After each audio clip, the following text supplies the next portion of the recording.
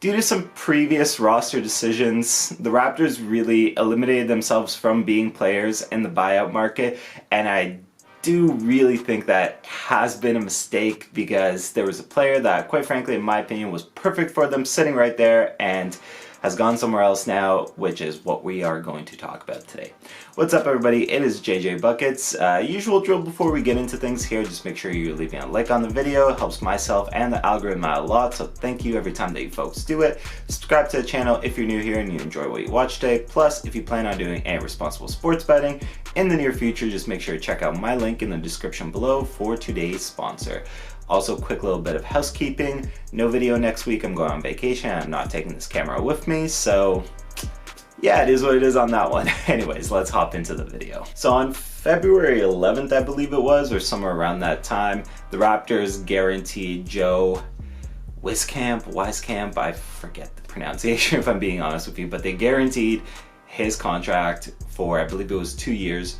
So really kind of locked themselves into the roster that they currently have here, which is a little bit strange considering the direction that the Raptors chose to go in with this team in terms of obviously just remaining competitive, trying to get themselves into the playoffs, trying to, maybe build experience for these young guys, because they really eliminated themselves from the buyout market here, where there were a couple of pretty decent candidates, I would say, on the buyout market. One in particular that I really do think the Raptors would have benefited from, and that is Patrick Beverly.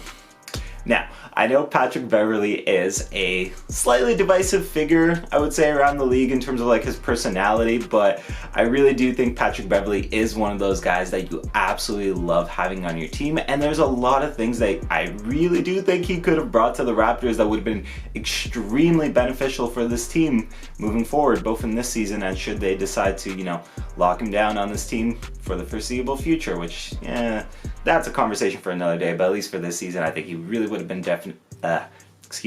beneficial for a few good reasons here. Number one is obviously something obvious that I believe Raptors fans know, and it's been talked about a decent bit. We know that Fred VanVleet has played like a really heavy load at that point guard spot over the past few years, and amidst obviously injuries as well for this team. So the need of a backup guard has always been there for this team, and I really do think the Raptors could do a lot worse than somebody like Pat Bev, who's so good at a lot of things that I think the Raptors would greatly benefit from. I mean, the obvious one being like Patrick Beverley's defense, both in terms of, his individual defense and in terms of, just being a vocal communicator on the floor is so invaluable and would have been such a great benefit to this team, especially given there have been times where the Raptors have kind of struggled with defense a little bit, so I think bringing in somebody like that that's just a vocal leader on that end of the basketball court would have been tremendously beneficial to this team. Now, obviously, the caveat with Bev is he hasn't really been shooting well this season, which is obviously a weakness of the Toronto Raptors, although he was at least showing some flashes of turnaround towards the end of that Lakers stint there, so could have made an argument that in a different fit, like with Toronto, maybe his shooting would have improved from some easy open looks that he got. On top of that, he's at least a good enough playmaker. He's definitely not good enough to be like your primary or your secondary, but he's a good complementary playmaker to get some good looks for guys as well. So in terms of team fit, I think Pat Bev would have been tremendous on this team. Again, absolving Fred's issues as well as bringing just some of the things that he brings to the table.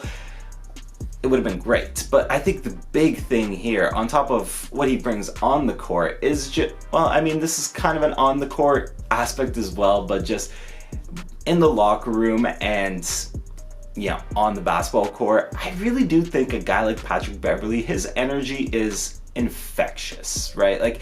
He's one of those guys that you're gonna see him going hard for all 25, 30, etc. minutes that you're going to give him. And I'm not suggesting that the Raptors should be giving him that many minutes, but the point there being is whatever minutes he would be on the court, his energy would be something that is just really felt by the team. I'm sure anybody that has played basketball knows those kind of teammates and knows having one of those kind of players where every time they enter the basketball court, you just have this desire to play harder. And I think that actually would have been really beneficial to a team like the Raptors, where you've had at least times where you kind of look at the Raptors and you see that lack of effort. I really don't think you get away with that when you're playing with somebody like Patrick Beverly. Now, I mean, obviously that lack of effort somewhat comes from the fact that the Raptors starters in particular have been playing extremely heavy minutes at times.